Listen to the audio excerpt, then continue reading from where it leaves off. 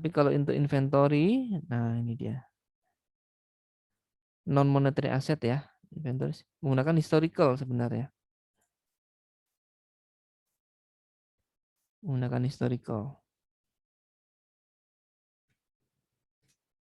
Nah, berarti untuk contoh yang tadi itu kalau ada Vivo, nah dia.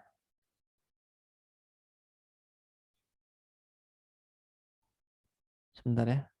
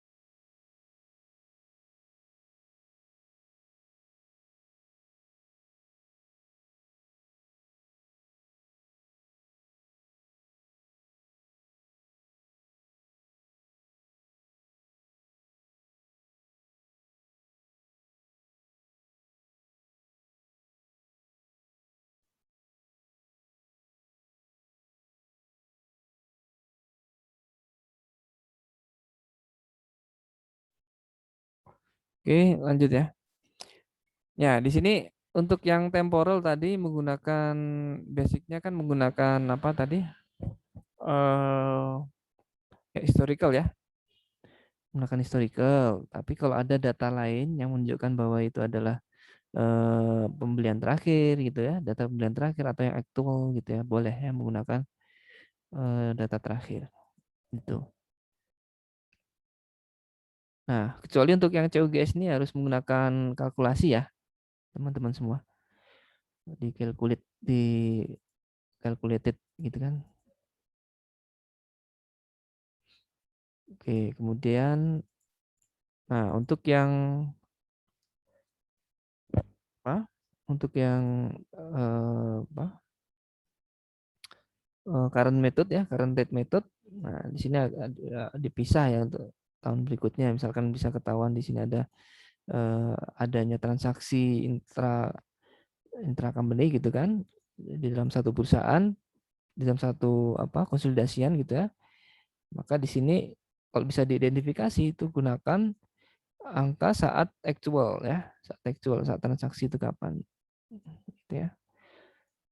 Nah, ini kebetulan saat transaksi penjualan ya kan 0,175 ya, angkanya 0,175.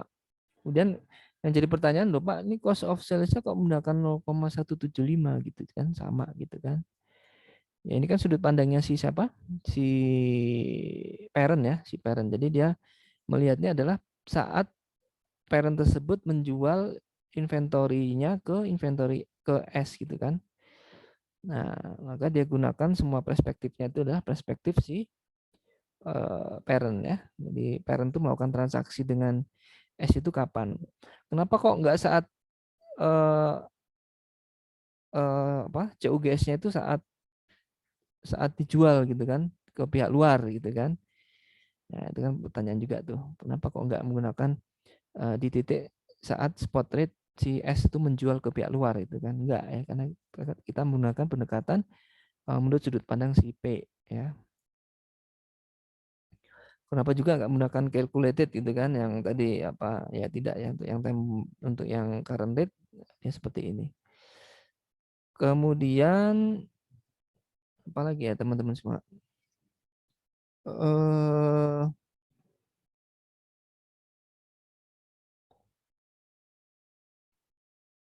Eh ya mungkin itu ya. Ada yang lain mungkin pertanyaannya?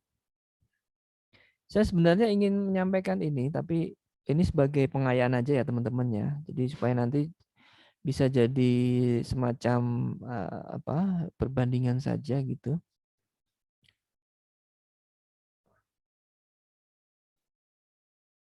Nah ini bab terakhir ya.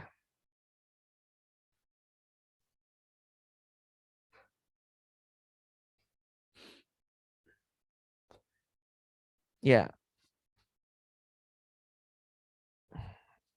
Ya biasanya untuk memudahkan apa ya di dalam penyusunan apa konsolidasian. Nanti kan konsolidasi itu bisa lebih dari satu subsidiary ya, bisa banyak gitu kan. Itu cara ngeceknya itu menggunakan ini, cara yang paling cepat ya sebenarnya. Jadi net asset begin gitu kan. Net asset ending berapa? Gitu ya. Jadi pendekatannya adalah menggunakan pendekatan net asset dari subsidiarinya. Jadi, contohnya di sini net asset begin kita gunakan. Nah, asumsinya di sini adalah menggunakan apa translation ya. Jadi mata uang fungsional berbeda dengan mata uang pelaporan. Nah, net asset begin itu biasanya menggunakan historical nih, historical. Oke, kemudian untuk net income itu menggunakan average, ya kan? Net income intinya semua di dalam net income itu menggunakan average. Ya. Ya. Kemudian dividen itu menggunakan aktual, ya. Lalu dihitung nih, dihitung semuanya net asset ending berapa, ya kan? Ketemulah di sini angka berdasarkan mata uang pelaporan. Ya. Kemudian karena dia di maintain dengan functional rate, maka di sini juga di maintain saldonya ya. Jadi A ditambah B dikurangi C ya, menggunakan current date. Oke. Nah, lalu kita bandingkan antara net asset ending yang menggunakan functional rate setelah dikalikan dengan current date dibandingkan dengan calculated ya. Nanti selisihnya harusnya sama. Translation adjustment gain loss at AOC ya. Ya, debit kreditnya. Di sini harusnya sama dengan yang hasil penjabaran tadi. Kecuali untuk hal tertentu misalkan yang tadi aset-aset yang apa seperti inventory yang perhitungannya berbeda ya di tahun berikutnya gitu kan. Kemudian COG apa ya COGS dihitung dengan apa rate transaksi antara parent dengan subsidiary downstream gitu kan. Itu nanti harus dikeluarkan. Kayak gitu-gitu diidentifikasi. Hasilnya juga harusnya sama dengan hasil akhir penjabarannya dari apa translation adjustment gain or loss-nya ya yang AOC-nya tadi loh accumulated OCI-nya. Kemudian untuk yang remeasurement agak sedikit complicated tapi hasil akhirnya nanti akan menunjukkan hal yang sama. Ya sebenarnya di sini karena semuanya sudah menggunakan dolar ya nanti akan digunakan dolar di sini ya ketemu angka berapa terakhirnya di sini ketemunya calculated ya calculated dibandingkan dengan net monetary asset or liabilities untuk yang current ya. Nah, selisihnya merupakan remeasurement adjustment gain atau loss. Nanti ditaruhnya sebagai profit or loss. Nah, nanti ada from operation gitu ya, historical atau average gitu kan. Sales actual atau average ya. Advance in pay historical gitu ya. Dividend actual gitu ya. From other use ya, actual. Nah, ini laporan bentuk lain ya di dalam menghitung beberapa subsidiary gitu ya. Oke, terakhir di sini yang menjadi concern bagi pemangku kebijakan bahwa perlu memperhatikan transaksi-transaksi perusahaan-perusahaan yang multinasional nih ya. Jadi misalkan di Indonesia kita perhatikan tuh PMA gitu kan. Nah, efek dari foreign currency itu adalah pada efektif tax rate-nya gitu ya. Jadi efektif tax rate itu atau tarif efektif pajak itu adalah beban pajak ya, beban pajak penghasilan dibagi dengan income sebelum pajak gitu ya. Jadi di sini terlihat bahwa untuk yang Indonesia itu diketahui ETR-nya singkatannya efektifnya 22,6, kemudian Amerika itu 24,6 ya tinggi ya. Sedangkan yang dekat dengan kita yang termasuk rendah itu adalah 16,3 itu ada Singapura ya. Itu. Jadi apa? Kesimpulannya bahwa eh, currency di sini menjadi perhatian bagi eh, apa perusahaan holding ya, bagaimana dia melakukan strategi terkait dengan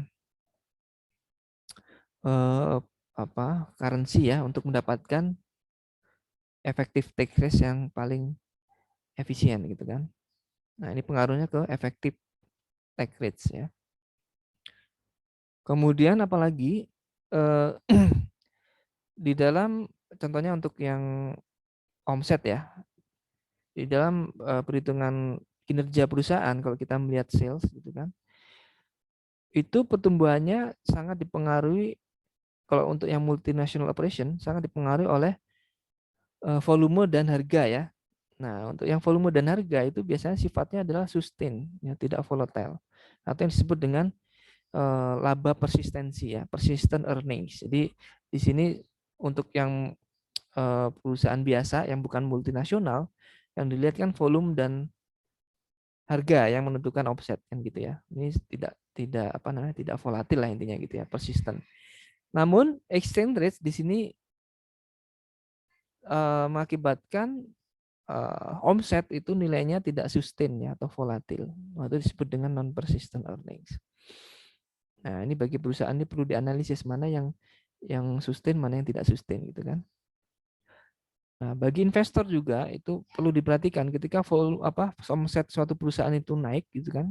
Kita perlu cek itu apakah akibat exchange rate atau bukan. Gitu ya. Nah, bagi investor seperti itu. Nah, bagi aparat pajak juga sama. Ini naik turunnya karena exchange rate atau bukan gitu kan. Nah, ini menjadi hal yang penting gitu kan. Kemudian adanya potensi transfer pricing ya. Ini juga menjadi concern dari DJP ya. Jadi perilaku transfer pricing itu memang untuk perusahaan kan untuk mengurangi resiko nilai tukar ya. Tapi bagi negara domisili dari perusahaan tersebut bertempat gitu ya, itu akan sangat merugikan. Ya. Nah, contohnya adalah gini, contohnya mereka memindahkan transaksi antar entities gitu ya, dari mata uang yang kuat ke mata uang yang kurang kuat gitu ya. Ya contohnya subsidiary di Indonesia ya, misalnya dia punya punya induk di Amerika gitu ya, dia mencoba mentransfer biaya dari US dollar ke rupiah. Ya, contohnya apa? Import bahan baku gitu kan, kemudian import kos-kos yang lain gitu ya. Itu mereka transfer dari US dollar ke rupiah ya. Kalau dengan rate US dollar ya tentu saja rupiah di sini kan lemah ya mata uangnya ya.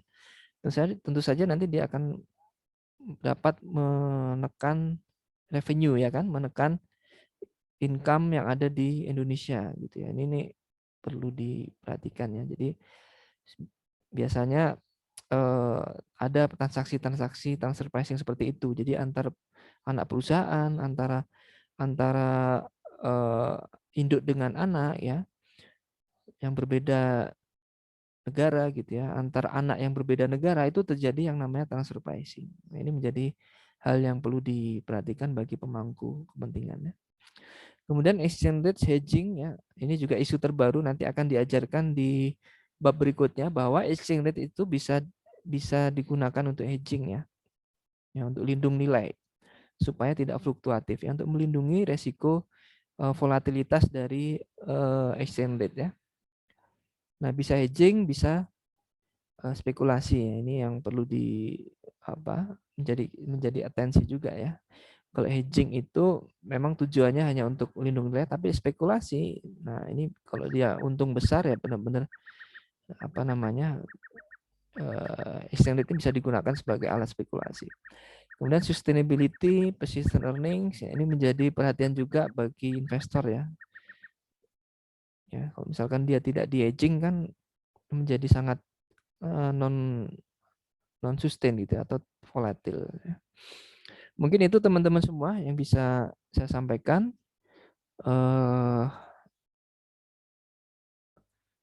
Terima kasih atas perhatiannya. Kemudian mungkin saya ingin memberitahukan bahwa untuk minggu depan sepertinya perlu ada latihan ya, kuis ya. Kuis harinya. Nah ini harinya. Hari Kamis ada kuliah nggak? Nggak ada. Nah, kalau gitu kita samakan aja ya dengan kelas sebelah. Hari Kamis kita akan kuis pagi ya, paginya pagi jam seperti kita kuliah lah ya, 7:30. Nanti waktunya mungkin bisa sampai jam 10 lah kira-kira ya, 2,5 jam. Lalu materinya itu materi sebelumnya mutual holding, indirect holding, dan juga materi yang ini. Ya, teman-teman bisa latihan soal tahun sebelumnya dan juga boleh menggunakan textbook ya atau workbook juga bisa ya untuk latihan. Ya, soalnya nggak jauh dari itu sih sebenarnya. Ya, tujuannya untuk melatih teman-teman mengerjakan soal bab tersebut ya, bab indirect holding, mutual holding, dan juga foreign currency transaction maupun report ya. Mungkin itu yang bisa saya sampaikan. Terima kasih ya teman-teman semua. Selamat liburan. Salam sehat buat semuanya. Orang tua di rumah ya, keluarga besar di rumah. Jaga kesehatan, jaga protokol kesehatan. Baik, selamat siang. Assalamualaikum warahmatullahi wabarakatuh. Saya akhiri ya. Waalaikumsalam warahmatullahi wabarakatuh. Terima kasih, Bapak. Sama-sama.